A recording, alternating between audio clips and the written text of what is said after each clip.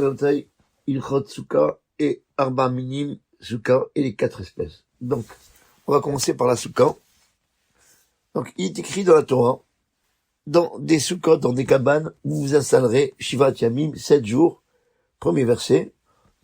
Deuxième verset, c'est le tam, la raison de la mitzvah, qui va Soukot, parce que dans des Soukot, dans des cabanes, au Shafti et Béné Israël, j'ai installé les Béné Israël. Ces cabanes, c'est en souvenir des nuées de gloire, qu'Akadosh Baruch Hu, il a entouré le peuple d'Israël dans le désert. Et pour se rappeler les miracles qu'il nous a fait Hachem dans le désert, il nous a demandé de s'installer dans des Soukot, qui est donc en souvenir de ces nuées de gloire. Alors, en général, tous les mitzvot, il faut se concentrer dans la mitzvah pour être acquitté. C'est ce qu'on appelle le principe de mitzvot, srichot, kavanah. La mitzvah, elle a besoin du kavanah. Il faut penser à la mitzvah. Quelqu'un, a priori, il est en train de lire le schéma Israël et que il pense pas, il est en train d'étudier la Torah, il a lu le schéma Israël, alors il n'a pas eu la kavanah, il n'a pas eu l'intention de s'acquitter. Donc, en principe, c'est les khatrila, a priori, c'est pas bon. C'est pourquoi, pour la soukha, quand un homme il s'assoit dans la soukha, il doit penser qu'il s'assoit dans la soukha, pas parce qu'il a trouvé ses amis, il veut plaisanter avec eux, il veut s'amuser avec eux, mais seulement pour accomplir la mitzvah de la soukha. Et cette mitzvah, c'est quelque chose de spécial, parce que non seulement il faut penser, je m'assois dans la soukha parce que Hachem m'a demandé, mais en plus il faut penser aussi à la raison de la mitzvah, parce que c'est une des rares mitzvot où Dieu, il a donné dans la Torah la raison de la mitzvah. Il n'y a pas marqué partout, on demande de mettre tefillin. Pourquoi je mets tefillin? C'est pas marqué dans la Torah. Mais là, la Torah, elle nous dit, Ki basukot oshav tiet béné Israël. Vous devez faire la mitzvah de Sukkot parce que c'est dans les Sukkot que j'ai installé les béné Israël. Ça veut dire, en clair, que quand on se dans la Sukkot, on doit penser non seulement, je m'installe dans la Sukkot parce que Hachem, il nous a ordonné cette mitzvah, mais en plus, je dois penser que Hachem, il nous a demandé de s'installer dans les Sukkot en souvenir des Hanané Kavod, des nuées de gloire avec lesquelles il a entouré les enfants d'Israël dans le désert. Et c'est comme ça. On se rappelle. Pourquoi on doit se rappeler cela? Pas pour l'histoire, mais pour se rappeler que, de la même façon, qu'Hachem, il a fait des miracles à nos pères dans la sortie d'Égypte, il peut aussi nous faire des miracles à nous. Il nous fait des miracles à nous tous les jours. Alors, il est dit dans la Torah aussi, Basukot teshvu shivat yamim. Voilà, donc on définit la mise à zan, déjà. Donc il est écrit, dans des Sukkot, on doit s'installer pendant 7 jours. Et nos sages expliquent, teshvu kein taduru. Ça veut dire, vous devez vous installer comme vous habitez dans votre maison. Ça veut dire qu'un homme, il doit s'installer dans les Sukkot, comme il vit dans sa maison toute l'année. Et donc, pendant les 7 jours de fête, il doit transformer sa maison comme une résidence secondaire et la soukha comme la maison principale. C'est pourquoi, dans les 7 jours de Sukkot, un homme, il doit manger, il doit boire, il doit dormir dans la soukha, et chaque chose qu'il a l'habitude de faire à la maison, il doit faire dans la soukha. Et ça inclut aussi qu'un homme, il doit faire entrer dans sa soukha quand il mange. De la même façon, quand il mange chez lui, il mange, quand c'est quelque chose, une fête importante, des beaux ustensiles. Alors, pareil dans la soukha. Et même l'étude de la Torah. Quelqu'un qui étudie tous les jours, normalement, il doit étudier dans la soukha, de toute façon.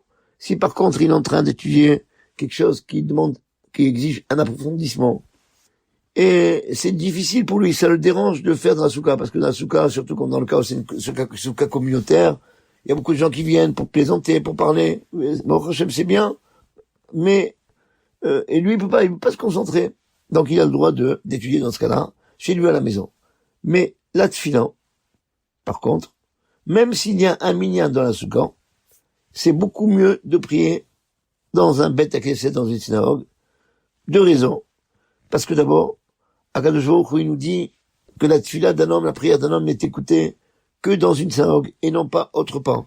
Un homme, il doit toujours se forcer de prier toutes ses prières dans un Beth Knesset, dans une synagogue. Même si, par exemple, il y a des fêtes et qu'il a un minyan, et dans une bar mitzvah, il y a un minyan, et que lui, il a la possibilité de prier dans une synagogue, il vaut mieux aller dans une synagogue parce que la synagogue, c'est l'endroit où on prie. C'est là qu'il accepte, qui fait les prières. Il n'y a pas mieux que prier dans une synagogue parce que les murs, ils sont imbibés de tefila.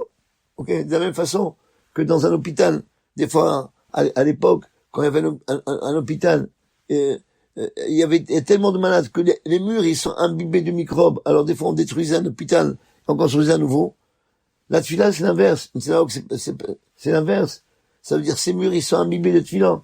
Donc, Akadosh Baruch Hu, il fait en sorte que les tefilot, ils sont plus acceptés à la synagogue. C'est pour ça qu'il faut toujours essayer de prier à la synagogue. Ça, c'est la première raison. Et j'ai entendu le Rav Moussafi qui disait qu'il y a une deuxième raison aussi pour laquelle c'est mieux de prier à la synagogue et non pas dans la soukha. Parce que les soukot, à part ça, il y a un problème parce qu'il y a des photos. On a aujourd'hui l'habitude de mettre des photos de rabbanim dans une soukha. Et donc, et même des rabbanim, là, on révère personne. Nous, on n'adore personne.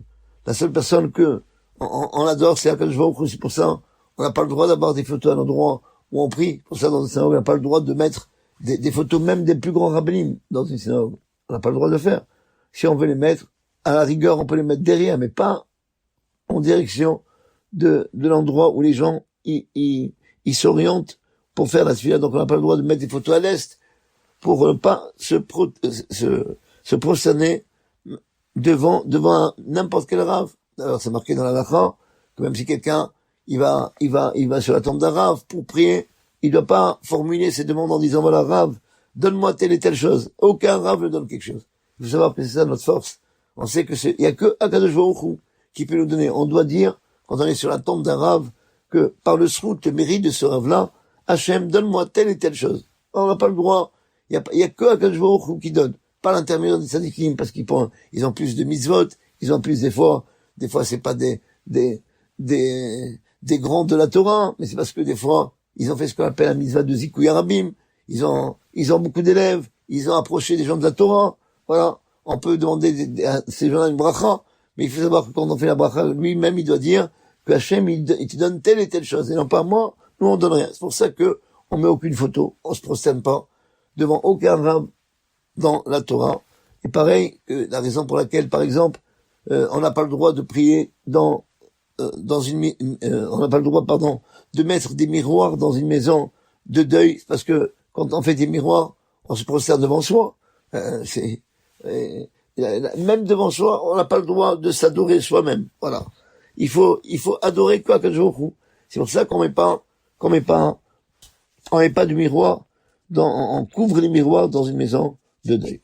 Alors, bien que la soukha, elle doit être considérée comme sa maison. De toute façon, il faut savoir que la Gdusha, la sainteté de la soukha, elle est très grande.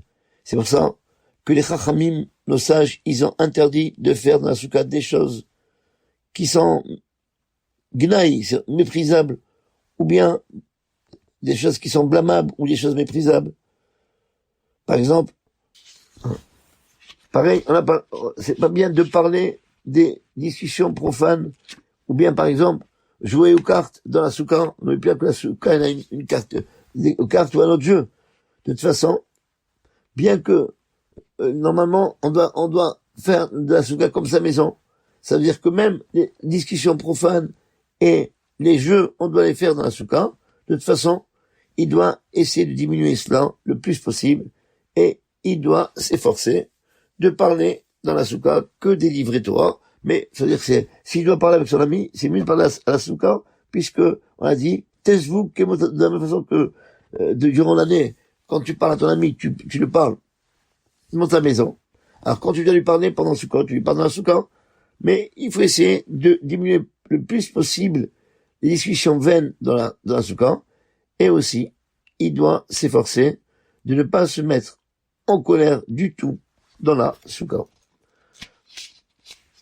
Donc, il n'a pas le droit d'utiliser aussi la soukha pour une utilisation méprisable, comme par exemple laver la vaisselle ou les assiettes dans la soukha. Il y a des gens qui ont pensé bien faire, ils ont dit voilà, puisqu'on mange dans la soukha, alors c'est pratique. On met un évier dans la soukha, pas pour se laver les mains, comme ça on peut laver la vaisselle et tout ça. Et non, on n'a pas le droit. Ou bien par exemple faire rentrer les poubelles dans la soukha. Non, c'est pas bien, c'est pas une bonne utilisation. Ou bien par exemple changer un enfant dans la soukha. Faire attention de ne pas changer là-bas. Je sais que, entre parenthèses, je rappelle, des fois on fait des choses dans la soukha on oublie que c'est une synagogue dans une bête knesset, dans une synagogue toute l'année. Par exemple, voilà, ça arrive très souvent que quand on a une brit mila, il y a les femmes qui rentrent à la synagogue pour assister à la brit mila. Et après, donc, l'enfant, il a fait chaud nuit, il faut lui changer la couche. Et on lui change la couche sur bête knesset à la synagogue. C'est pas un kavod, on n'a pas le droit. Ou bien, par exemple, une femme, elle allait son fils, ou bien, des fois, elle est installée à la synagogue, elle allait un bébé dans la synagogue, ça aussi. C'est pas un kavod pour le Beit HaKnesset de faire une chose comme ça. Surtout dans le cas où elle se comporte pas, il faut faire attention d'être toujours, même comme une femme, quand une femme est la dette, son fils ou sa fille, le faire toujours bitsniout, avec discrétion. Voilà. Le principe, il est comme ça en général. Toute chose qu'un homme, il n'a pas l'habitude de le faire chez lui à la maison, ça veut dire pas chez lui à la maison, je parle du salon, ou bien dans sa chambre, alors il n'a pas le droit de le faire dans la soukha. Alors, un homme doit manger dans sa soukha pendant les fêtes de Sukkot, et l'obligation de manger dans la soukha, c'est seulement dans le cas où c'est Soudat Keva. C'est-à-dire, Soudat Keva, ce qu'on appelle quand dans le repas, on a du pain, plus de kabessa, plus de 57 grammes, et pareil pour le mésonote, pour les gâteaux. On a l'obligation de manger dans la soukha si on mange plus de 57 grammes. 30 grammes, on peut manger dehors de la soukha, c'est pas conseillé, mais en tous les cas, c'est moutard de manger, c'est pour ça que jusqu'à moins de 57 grammes, on fait pas la bracha des chefs basouka. Mais manger, donc moins de kazaï de pain, moins de kabetza de pain, ça veut dire 57 grammes de pain, et il a le droit de manger en dehors de la soukha. Pareil, s'il veut manger des fruits, tant qu'il veut, il peut manger à l'extérieur de la soukha, ou boire. Là, il a le droit de boire tant qu'il veut toutes les boissons en dehors de la soukha. Et de toute façon, si c'est possible, c'est bien de s'efforcer que toutes les consommations qu'il prend, aussi bien solides que liquides, que ça soit dans la soukha, et celui qui fait attention à cela, Arezé Mishumar, celui-là, il est digne d'éloge. Alors, avant de s'installer dans la soukha, il doit faire la bracha, Baruch ata Hashem, Elokeinu melech haolam, Asher kideshanu bemizotav etzivanu, leshev basouka. Voilà. Donc, il doit demander à Hashem, il doit prier à Hashem, il doit le remercier d'avoir eu la mitzvah qui nous a sanctifié par ses mitzvot et nous a ordonné de manger, de s'installer dans la soukha. Et même si l'expression de la bracha, c'est leshev basouka, on a l'impression que leshev, ça veut dire, c'est dans le cas où il s'assoit. Si par exemple, il mange du pain, il n'y a pas de place, bien que c'est pas bien, il mange du pain debout. Alors il va dire, moi je fais pas la bracha, c'est marqué leshev. Mais le mot leshev, c'est pas s'asseoir, c'est tout le fait de rester dans la soukha. Regardez, dans la Torah, quand Moshe Rabbeinu, il est monté au Har Sinaï, au mont Sinaï pour prendre la Torah, il est écrit là-bas, Vaeshev ba'ar arba'im yom ve'arba'im laila. Je me suis installé je suis resté dans la montagne 40 jours et 40 nuits. Ok. Et Vaeshev, ça veut dire quoi? Ça veut dire que il s'est assis. D'un autre côté, c'est marqué dans la Torah d'Agmara, le Talmud pose la question. Quand c'est marqué Vaeshev ba'ar arba'im yom ve'arba'im laila, que Moshe, il s'est installé, il s'est assis dans le mont Sinaï 40 jours et 40 nuits.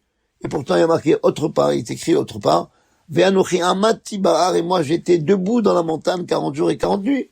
Dans le Talmud du monde, est-ce que mon cher Benou était debout ou assis? Deux réponses. Première réponse, tout dépend des choses. Quand c'est des choses faciles, mon cher Benou, il n'y a pas de contradiction. Quand c'était des choses faciles, mon cher Benou, il était debout. Pourquoi? Pour le kavod Hashem. Akadosh Baruch Hu, il est en train de parler avec lui. Quand quelqu'un, son père, il parle avec lui, alors il se lève pour l'écouter. C'est une marque de kavod, de respect. Il s'est levé. Et quand c'était des choses difficiles à comprendre, alors, le plus important, c'est de comprendre ce qu'Hachem nous a dit. Le plus important, c'est de comprendre. Donc, c'est pour ça qu'il faut se mettre dans une bonne concentration. Et Moshe, pour se concentrer, il avait besoin de s'asseoir, alors il s'asseyait. Deuxième réponse de la Gemara, de Talmud, c'est que non, le mot Bémet, Moshe Rabbeinu était toujours debout. Alors, quand c'est marqué Vaïchev, c'est pas qu'il s'est assis. Vaïchev, ça veut dire, il est resté. Vaïchev, Bahar, le mot les chèvres, ça veut dire des fois, non pas assis, ça veut dire aussi assis, mais ça veut dire, c'est un langage ici, dans la bracha par exemple, des chefs, ça veut dire sheia, le fait de rester dans la soukha. Voilà, donc, et cette bracha-là, on a fait que pour le pain, c'est tout, que pour le pain qu'on en mange 57 grammes. Et moi, 57 grammes, même pour le pain, on fait pas cette bracha. De toute façon, c'est bien que quand il fait cette bracha, il pense, j'acquitte avec cette bénédiction que je fais des chefs à soukha, tout le temps qui va se trouver dans la soukha, depuis ce repas, depuis le début de ce repas, jusqu'au début du prochain repas, et donc, il se concentre aussi à quitter tout le temps qu'il va dormir et manger dans la soukha, quelle que soit la consommation, même après Birkat Amazon, il veut manger des fruits, alors il pense à quitter toute cette consommation. Alors, le gâteau, tout ce qui est mésonote, voilà. Donc, plus de kabetza, plus de 57 grammes. Certains disent, il doit manger dans la soukha, comme le pain, c'est pareil. Et d'autres, ils disent, non, c'est pas considéré comme une consommation fixe, et il est donc pratiquement dispensé de la soukha. Halakha, comment on fait? Alors, on doit faire attention, on retient que comme c'est une mitzvah de la Torah, de ne pas manger en dehors de la soukha, mais de toute façon, comme c'est un safek, comme c'est un doute, certains disent que le pain, alors il fera pas la bénédiction de l'échev basouka, à moins qu'il fixe sa consommation sur le mésonote, c'est-à-dire qu'il mange une quantité de 162 grammes et au-delà, que à ce moment-là, vous savez que tous les mésonotes qui sont cuits, attention, qui sont cuits au four, tout ce qui est cuit au four, mésonote, à partir du moment où ça a 162 grammes, eh bien, on se lave les mains. Alors, ça dépend, c'est une marloquette pour savoir si on fait la bénédiction ou non. Le Rav Yosef, il dit, on fait pas la bénédiction. Rav Meir Mazouz, il demande de faire aussi la bénédiction de l'Etilat Daim. Et donc, et la bracha, c'est plus, dès qu'on va manger 162 grammes de pâte sucrée cuit au four, je précise cuit au four, alors on fait un motzi au début et Birkat Amazon. Et donc, dans ce cas-là, il doit faire comme aussi la bracha de l'échev basouka, parce que dans ce cas-là, d'après toutes les opinions, il est obligé de manger dans la soukha, et donc il fait la bracha de l'échev basouka. Alors, un mets qui est fait des 5 céréales, comme par exemple, pas d'un mets, pas un gâteau. Alors oui, je voulais dire pour les gâteaux, préciser que c'est seulement cuit au four, ça veut dire si par exemple quelqu'un, il mange, je sais pas si vous savez, c'est quoi les fricassés, si vous connaissez pas, demandez la recette, c'est très bon. Voilà, des choses qui sont frites comme ça, un mésonote qui est frit, comme bien les beignets par exemple de Hanouka, pareil, ou des fricassés, tout ce qui est comme ça, une pâte qui est frit, donc et les mésonotes, dès que c'est frit, c'est mésonote, voilà, et même si on mange plus, quelle que soit la quantité, on fait jamais la bracha de hamotzi, parce que il faut qu'il soit cuit comme le pain. Comme le pain il est cuit au four, il faut qu'il soit cuit au four.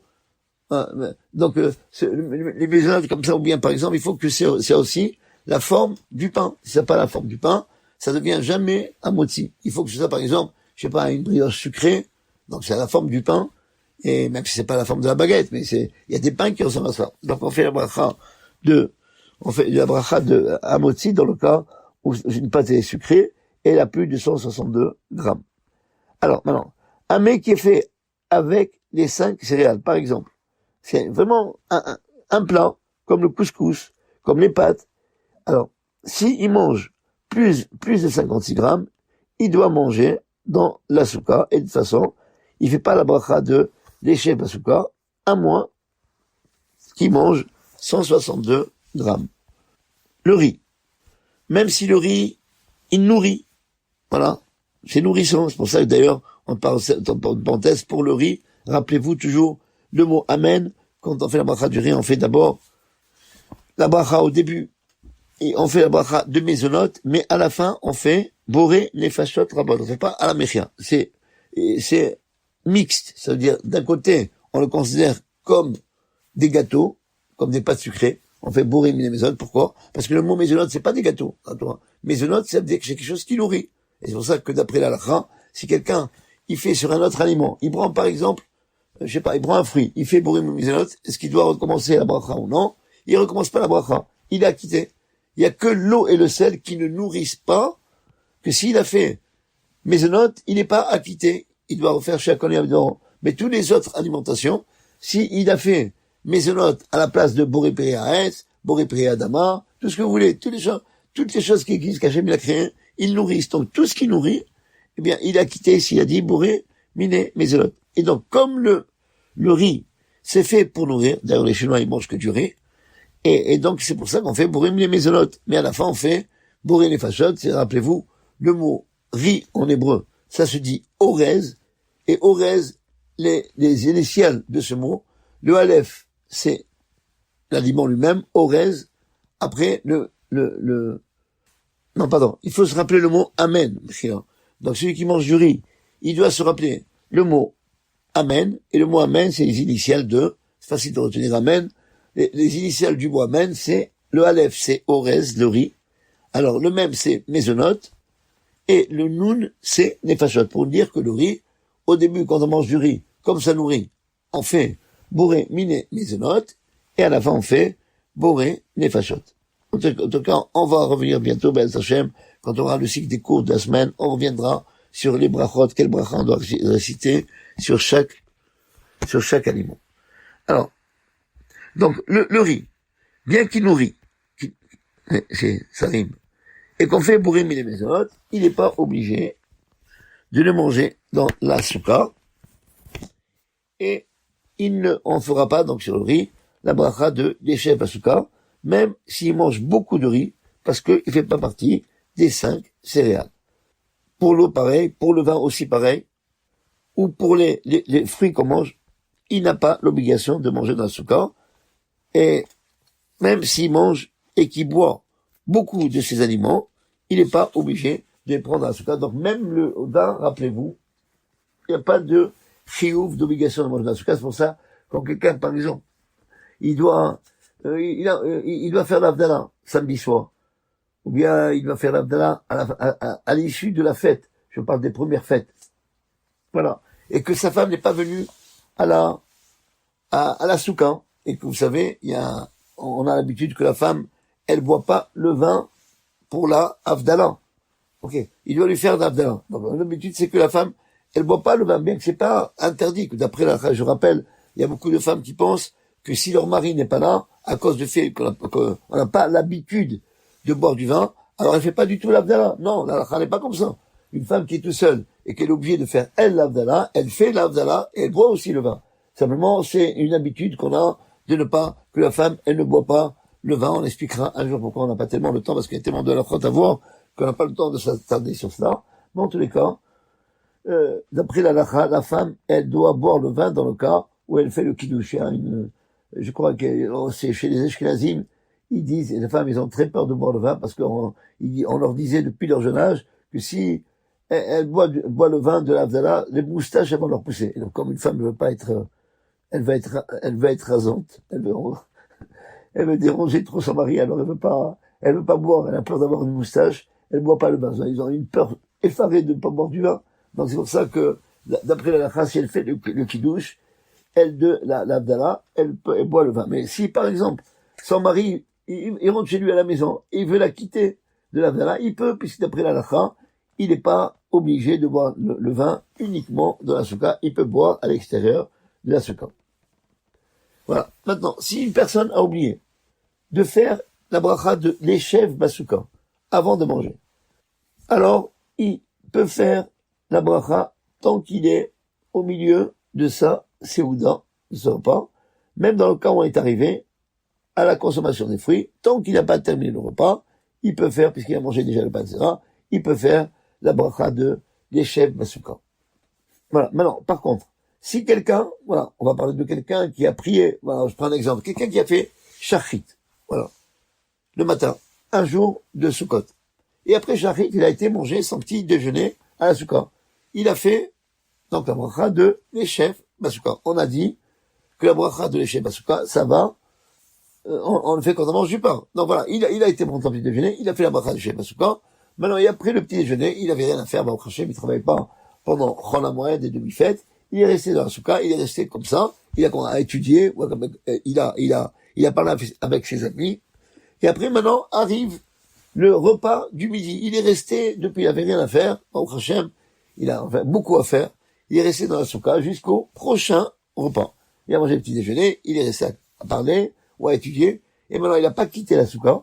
Est-ce que, pour le prochain repas, est-ce qu'il refait la bracha de l'Eshev Basuka en sachant qu'il n'a pas quitté la Souka? Alors, d'après la halakha, si quelqu'un n'est pas sorti de la Souka jusqu'à la Seouda qui est après, alors il redit pas une deuxième fois l'Eshev Basuka dans la Seouda qui vient après, même s'il y a plusieurs heures qui sont passées depuis la première Seouda, mais c'est bien, en tous les cas, pour ne pas avoir ce problème-là, pensez, quand on fait l'Eshev Basuka, que j'acquitte avec cette bracha-là, depuis ce repas de pain, jusqu'au prochain repas de pain. Comme ça, même dans le cas où je suis resté dans la souka, j'ai pas quitté la souka, comme j'ai pensé clairement que je n'ai à quitter que jusqu'au prochain repas, et bien dans ce cas-là, il ne doit pas refaire la bracha de l'Eshev Basuka. Voilà. Alors, maintenant, on va parler de dormir dans la souka. Normalement, d'après la halakha, on n'a pas le droit de dormir en dehors de la souka, même si quelqu'un veut dormir un tout petit peu, c'est interdit. À moins qu'il est, comme on l'a dit, chaque fois qu'on est dérangé, on n'est pas tour de la souka. Chaque fois qu'on est dérangé. Voilà, le Rav Yosef, il est possède, par exemple, si quelqu'un, la lumière ne s'est pas allumée, alors d'après la halakha, il est considéré comme étant dérangé de manger dans la souka. Et donc il mange pas dans la souka. Voilà. Donc, c'est pour ça que s'il est dérangé à cause, par exemple, du froid, ou bien à cause de la chaleur, on a le problème du froid. En Israël, il a un autre problème, c'est le problème de la chaleur. Ou bien, par exemple, il y a du vent dans la souka, il ne peut pas manger bien dans la souka. Eh bien, dans ce cas-là, il est pas tour, il est dispensé de dormir dans la souka. Et chaque homme, il doit faire, vraiment, il doit penser vraiment, c'est pas s'il n'y a pas envie, s'il n'y a pas de pas envie. Eh bien, chaque homme, il doit lui-même s'analyser pour savoir est-ce qu'il est dérangé de dormir dans la souka ou non.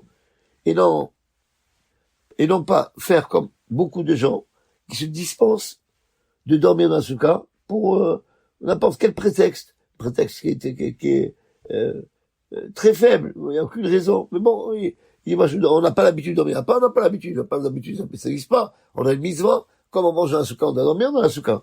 Alors si en France, c'est très rare, hein, beaucoup de gens qui ils sont dérangés, il fait froid, à Eilat, c'est l'inverse. Des fois, peut-être on est dispensé dans la souka, je sais pas comment ils font là-bas, peut-être ils sont dispensés dans la souka parce qu'il fait très chaud. En tous les cas, chaque fois qu'on est dérangé, soit par le vent, pas par le froid, on est dispensé. Mais sinon, il faut savoir qu'on n'a pas le droit de dormir en dehors de la souka.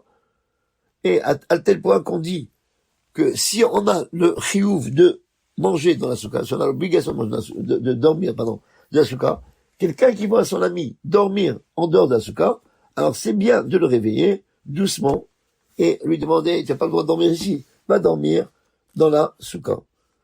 À tel point qu'on raconte, par exemple, du Gaon de Vilna, qu'il était en prison, on l'a mis en prison, les autorités, il était en prison, ils ont choisi, regardez comment le Satan est fort, que pendant la fête de Sukkot, et il n'a pas voulu dormir en dehors de la souka, et c'est pourquoi il courait d'un mur à un autre mur pour ne pas tomber dans un sommeil, et comme ça, il a fait plusieurs jours, jusqu'au moment où ils l'ont fait sortir de là-bas, bien que il était pato, il était dispensé, puisqu'il est dérangé, mais lui, il voulait pas. Alors, Donc, le chiyuv, l'obligation de la soukha, c'est depuis l'âge de la bar mitzvah et la bar mitzvah. Donc, il doit, à partir du moment où un enfant, il a l'âge de 13 ans, il est obligé de faire, de dormir, de manger, on va dire, de s'installer dans la soukha et faire tous ses besoins dans la soukha. Et chaque fois, mitzvah tellement importante, chaque fois qu'il reste dans la soukha, il fait une mitzvah positive de la Torah. La femme, par contre, elle est dispensée de manger dans la soukha, même le premier jour. De toute façon, si elle va dans la soukha avec son mari, elle fait une mitzvah, mais elle n'a pas le droit de faire la bracha de l'Eshem la soukha. C'est pourquoi que, pratiquement, une femme, quand on fait le kiddush, ne pas oublier de lui dire qu'elle ne répond pas, elle répond à tous les brachot du kiddush de son mari, mais par contre, quand le mari fait Baruch ata Hashem Elokeinu melech haolam asher kideshanu b'mitzvotav v'tzivanu l'Eshem la soukha, elle ne répond pas à cette bracha.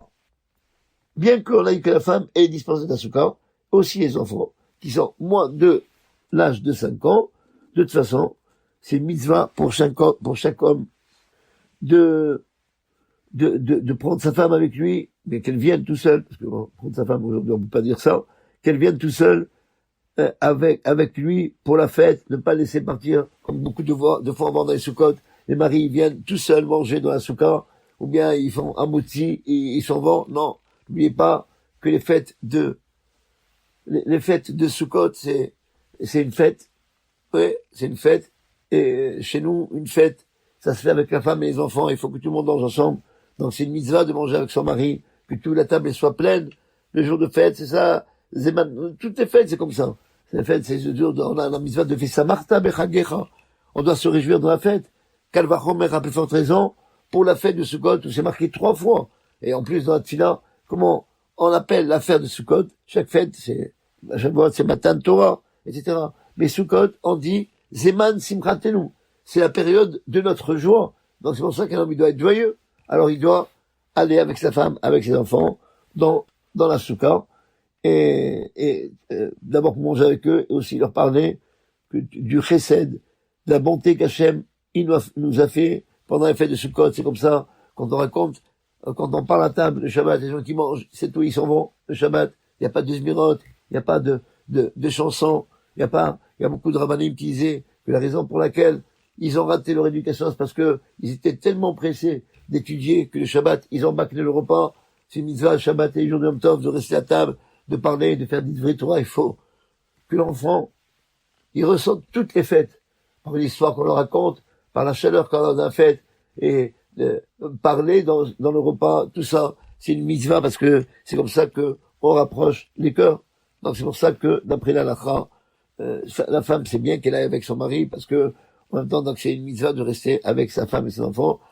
Je rappelle, bon, je vais pas rentrer dans la politique, comme Rabbi Yosef, il n'était pas d'accord du tout que les gens, ils partent, même le jour de Rosh Hashanah Ouman, en disant, que c'est une fête où on doit rester avec sa famille. Si Oula Ouman, je suis pas contre. Vous allez voir Rabbi Nachman de Braslav, c'est très bien. C'est un kadosh agnon, mais c'est pas le jour de la fête. Le jour de la fête, c'est mieux de rester avec sa famille à la maison. Bon. Une Brit Milan qui tombe pendant la fête, s'il n'y a pas un problème de danger pour le bébé, c'est bien de la faire dans la soukha. De toute façon, la souda, on est obligé de la faire dans la soukha. Alors, un petit mot, peut-être sur le lulav et le etrog. Alors, la Torah nous demande de prendre le jour les jours de Sukkot, les 4 minimes, les 4 espèces, le etrog, le cédra, le lulav, le cœur du palmier, on va dire comme ça, le myrte, et aussi, donc, l'harava, les sols. Voilà. Et chaque homme, à partir de l'âge des mitzvot, il est obligé de prendre ces 4 minimes à lui, ces 4 espèces à lui, dans la fête de Sukkot. Et de la Torah, la mitzvah, elle est seulement au Beth Amikdash tous les 7 jours. Et en dehors du Beth Amikdash, c'est un seul jour qu'on prend le lulav et le etrog. Et après que le Beth Amikdash a été détruit, Rabban Yochanan ben Zakkai, il a institué que même en dehors du Beth Amikdash, on prend le lulav et le etrog tous les 7 jours, Zecher Amikdash, en souvenir du Beth Amikdash.